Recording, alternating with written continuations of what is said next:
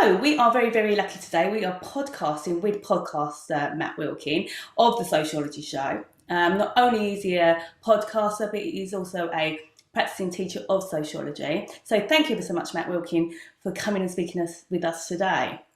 Thank you very much. Thanks for having me. Yeah, I'm super, super excited. Obviously, many of us will know about the Sociology Show and lots about it. I know personally I've came across it during lockdown. Can you tell us, for those people that might not have come across it, what it's about?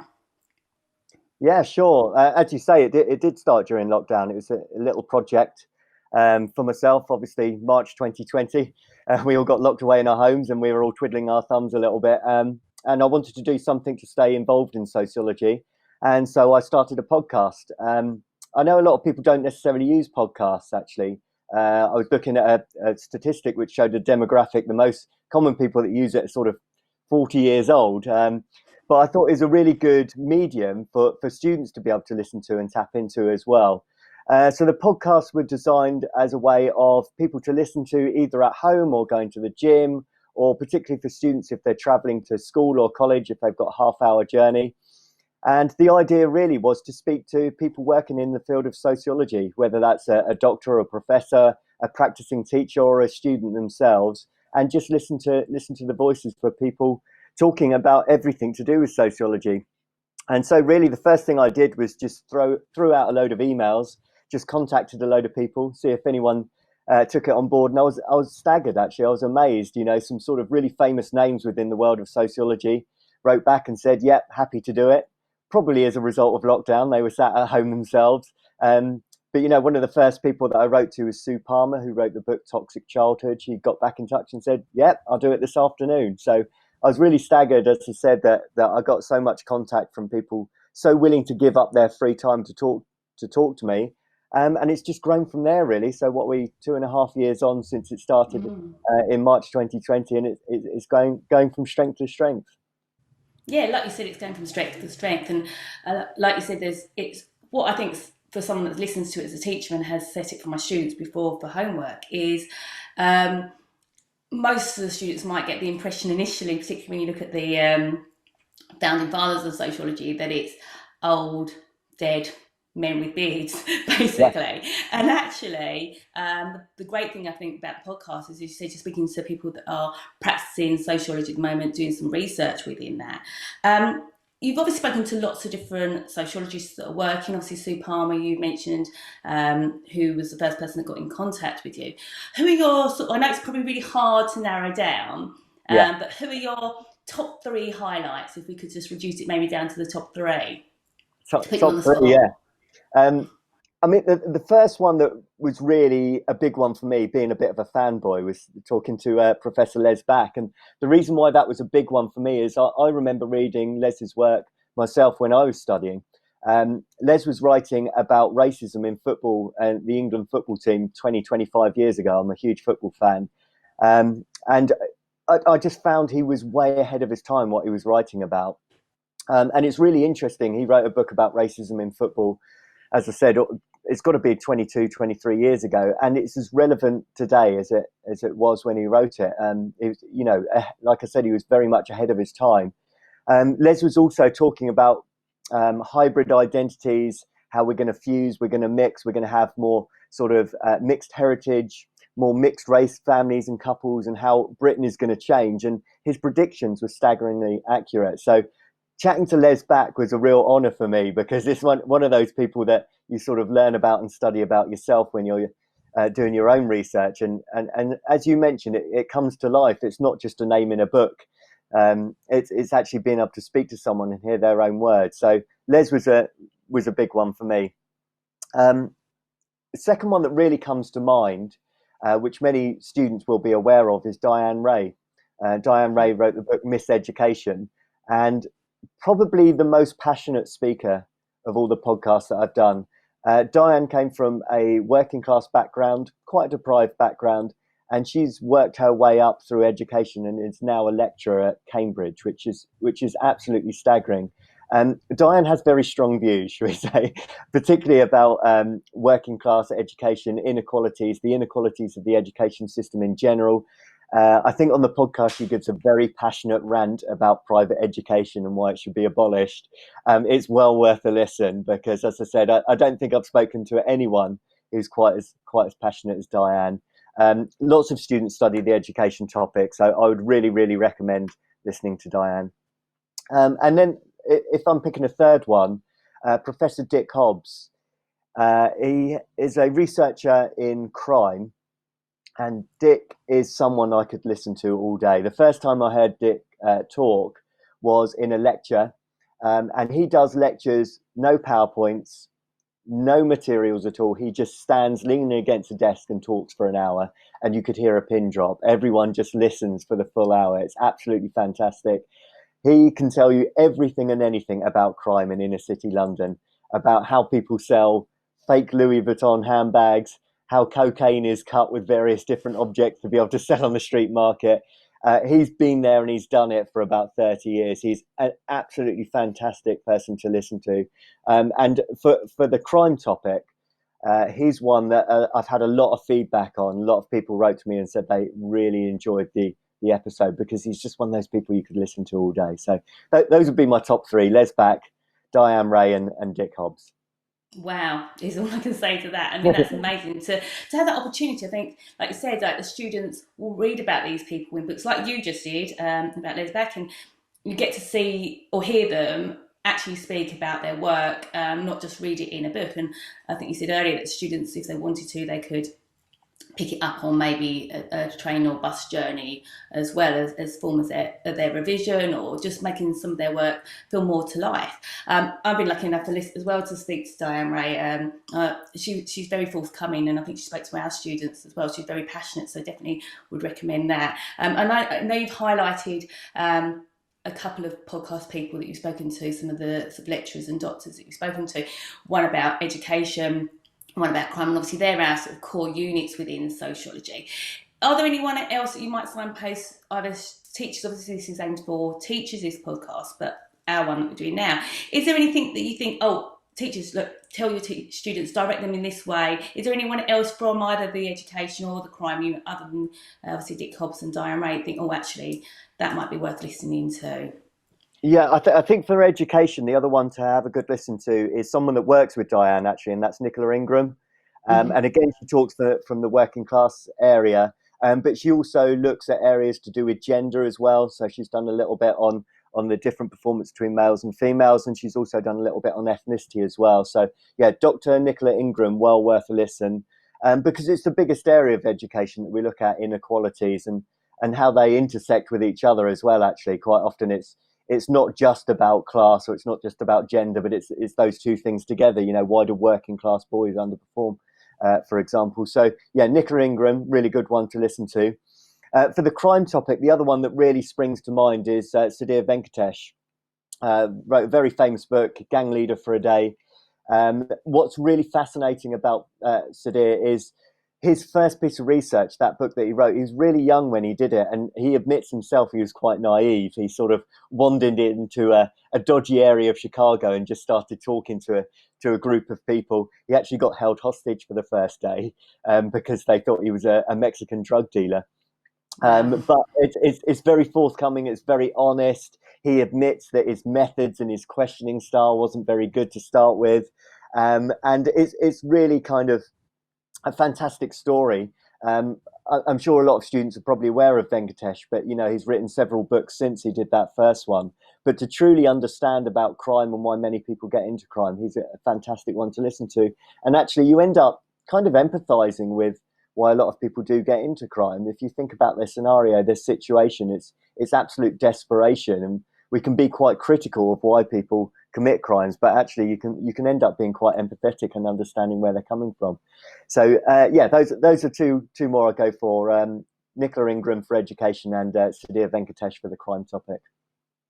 Thank you. And obviously you mentioned there with Venkatesh, you can actually use him probably for methods as well. I mean, sometimes for some teachers we find it quite dry to teach methods, but actually listen to live working sociologists and sort of highlighting, like you said, the naivety sometimes of the questions they ask, were they appropriate? maybe that could be used as well, not just for their actual research that they found. Now, thinking of going back to the podcast you've done, how might teachers use them within their classroom? How could we, as subject teachers, whether it's sort of GCSE level or A level, how can we actually utilise your podcast? Yeah, I mean, there's a few different ways that students listen to it. I mean, the first thing is just introduce the students to it anyway, and they can listen to it in their own time. It's almost like a homework, an extra piece of work that they do outside of the classroom. I mean, many of my students listen to it. I get them to subscribe on the first day in September. You know, I put a little link in their packs for them, and many of them just listen to it on their own accord. And I think that the benefit of that is they're hearing the language, they're hearing the terminology. So even if they do nothing else but listen to it, I think that's a good starting point. In terms of inside the classroom, my particular college that I teach at the moment, we do flipped learning. So we often give students resources to listen to and prepare to, and then we discuss in the classroom. So it might be that we get students to listen to an extract from a podcast, a little bit from a podcast, and then we get them to fill in a worksheet when they come into the classroom. I know that some teachers do just that as well. They make their own worksheets based on what the podcast is saying. So they prepare the worksheet to start with, and they get students to listen to it and then fill in the blanks, as it were, when they go. Some of the podcasts are quite long, so I wouldn't expect a teacher to sit there and listen to the full 30, 45 minutes or whatever it might be within the lesson, but sometimes just cropping the bit that you actually need is really ideal. And as you just mentioned, I think one of the areas that a lot of teachers are using it for is to do with methods and methodology. I normally ask nearly every researcher, how did you conduct it? Did you do qualitative, quantitative research? Was it interviews, observations, whatever it might be? And so, like I said, in nearly every episode, you'll get a little section where the sociologist talks about the methodology that you use. So even if teachers just want to use that bit, I think that would be ideal. But as I said, I really think actually not necessarily having to use it in the classroom, but just getting students to listen to it on a weekly basis. It will improve their terminology, it improve their language, their understanding. And as you mentioned right at the start, just for students to realise that these are real life people that are carrying out research. It's not just the name of a dead bloke in a book. You know, these are people that are going out there and they're living proper ethnographic research on a daily basis. So yeah, it brings sociology to life, as it were. Yeah, it's like you said, bringing sociology to life, listening to it every day, and as you said, mentioning it like doing it as part maybe flip learning or just listening on a weekly basis. In regards to sort of the podcast, I know that you do student takeovers. What does that? I mean, I personally listened to it. I sort of understand how it's used, but I actually personally haven't used it as yet. It's on my things to do list with the other many things to do list, like rejig my scheme work for September. How, as a teacher, could I do that? Tell me a bit more about the student takeovers.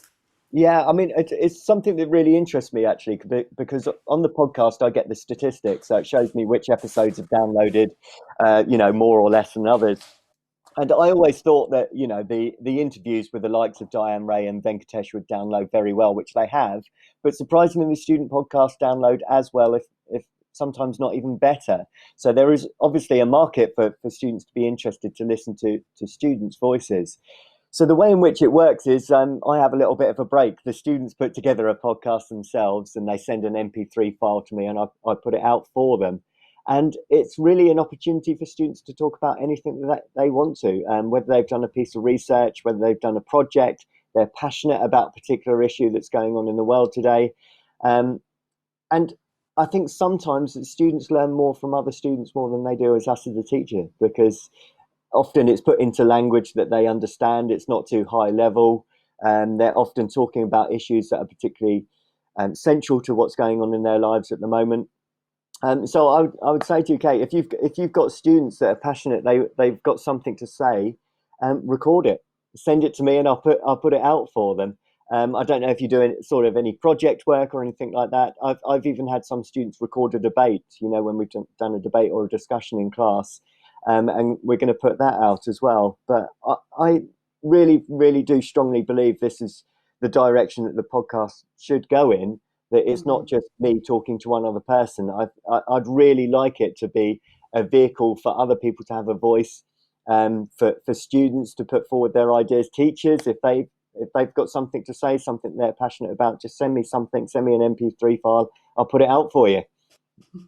That sounds really exciting, doesn't it? Because I think, like you said, that students will listen to obviously the likes, but actually speaking to other students or listening to other students will resonate with them more because of the fact that someone Yeah, that sort of level of language they understand is, and also I think it sort of sets an expectation that, hang on a minute, students can do this sort of thing. Maybe I can, for the students that may be less confident or don't think that's part of their remit. I think, like you just said earlier as well, from a methods point of view, if we decide as teachers we've got time in our curriculum to do some sort of live research, action research within our school, that's something perfect that you can maybe like record and then obviously send off to you. So I will ask you in a minute of how we can do that, because obviously it's not just students from your school you're saying, it can be any teachers across the UK sending this to you, basically. Not you turn up in November or October and you've got like thousands of recorded podcasts. What am I going to do with all these podcasts? But yeah, actually engaging students on that level is amazing. Definitely, and that's our job, isn't it, as teachers? Is to carry on sort of keeping sociology alive and getting that embedded within them. In regards to this year, what's coming up? We've got lots of exciting people. What are your plans? What are we as teachers going to look out for, Matt? yeah, I do. Like I said, my biggest thing is I want to kind of hand it over to other people a little bit more. I think we're up to almost 200 episodes now, so a lot of the people that I really Wow, wanted to speak to, I've kind of spoken to, and it's getting a little bit more difficult to get hold of doctors, professors, lecturers, and so on to come and speak to me. So those will still be coming out. They might not be as frequent as they once were. I'm also going back round and speaking to some of the people that I've spoke to before, because they've got new work, new studies coming out. I'm actually going to speak to Les back again. He's done some research on the racism that followed England missing the penalties at Euros last year, actually. So I'm really interested in listening to that. And I've kept in touch with a lot of those big names. So yeah, they'll be coming back round again. But other than that, yes, I'd really like people to send me their work. As I said, I've got quite a lot from my college, and there's a couple of other colleges that have been really good at sending me work. But as we will have seen in the press this week, I think sociology is now the 5th most popular A-level. So there's a huge number of students out there doing A-level, as well as GCSE and degree and so on as well. So yeah, I'd really like it if people could just send me their stuff, and I will crop it, I'll edit it, put it all together, send it out. I had some students this year that recorded an essay. So we gave them a title and they spoke through it and recorded it.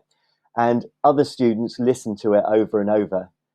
So it's almost like a form of rote learning, actually. But it was amazing how the students found that really, really useful, to listen to someone else speak through how to do an essay, to listen to the words. They memorized it. And I don't know about you, Kate, but I was really delighted with the results that we got at my college this year. And I think a lot of it, in part, was to using this technology, to listening to other voices, to listening to different sociologists, to use the rote learning, speak through an essay, whatever it might be. But it seems to be working. It seems to be working. So yes, that is my big call to arms. Please send me anything. Well, the other thing is, from a personal point of view, in 3 months' time, I'm about to become a dad for the first time. So I think I'm going to have Oh, slightly. I'm going to have. congratulations! Thank you, thank you. I'm going to have less time Oh, myself. So the more that people can send me the work, that I'll put it out for them. Yeah. so managing expectations there. Although you probably, as a parent myself, 3 o'clock in the morning is a sort of a prime time to be doing these random activities. I found myself doing a food shop at like 3 o'clock in the morning, so you might be editing podcasts at 3 o'clock in the morning as well. But congratulations, exciting news, brilliant. Thank you Thank you for very much. sharing that. Thank you. So going back to sort of the student takeover and them sending these pieces to you. Obviously, I was just thinking as well, spoken word might be a good idea. I know that so a lot of students do spoken word, so that's another. Thinking of someone off the top of my head that I wished I sent that in now. Would it be okay from GCSE all the way through to A level, or are you sort of saying mainly A level students, or is there a particular cohort of students you want to hear from? No, No. any level really. If I look at the demographic, it does seem to be A level seems to be the most listened to group, but and first year of degree as well. But at any level, actually, I mean, one idea that I did have is if you've had a student that's written, quote unquote, a perfect essay, a full mark essay, get them to record speaking through it, what the title is from the introduction all the way to the conclusion, just reading through it. I know that sounds really obvious, but actually, one of the most common questions we get from students is, how can I improve this? How can I get it better? Even A grade students saying, how can I get it to an A star?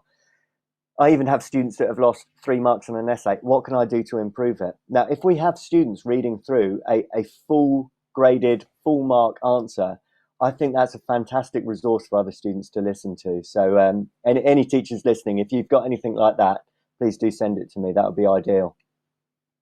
Yeah, definitely. And I think oracy is one of those things that, there's so many forms of technology, and I know it's, we've got social media, etc., and we're using our thumbs more than we've ever used our thumbs before. The future will be we'll have these hands with really large thumbs. But, oracy is one of those sort of skills that we need to develop within our students.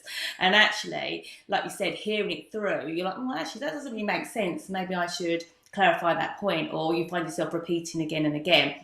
The most awkward thing, and I think you'll share this, is actually having to listen to your voice over again once you recorded it. So actually you'll be like, oh, that doesn't sound so clear, or I say that a lot as well. So that's amazing. So the most important question at the end of this really is, how do we find you? How do we email you? For those people that might not know. Yeah, I mean, the podcast itself is on all the major platforms. So I know there's probably a lot of Apple users out there. So it's on Apple Podcasts. It's also on Spotify. It's on Google Podcasts. It's on a system called Spreaker. But actually, if you just type into Google the Sociology Show podcast, you'll find it on one of those different platforms. If you're listening to it on your phone, if you've got an Apple phone, then just find it on Apple Podcasts and click on subscribe. You might have Spotify at home, but all the usual places for podcasts, you can find it. My aim is, depending on time, I'd like to put some of the bigger episodes up onto YouTube.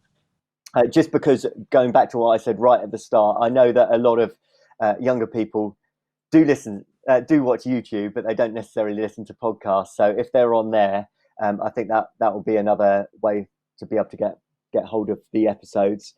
In terms of, if you want to send me any work, then you can send it to the Sociology Show podcast @gmail.com. I think I've got that right. Yes, that's right. The Sociology Show podcast @gmail.com. And just in the line, just put what the topic is and what level in particular. So if you're sending me something to do with an essay or something you've done in class, just let me know if it's GCSE, A level, degree, whatever different standard it is. And I'll do my best to get it out for you. As well as being a new father.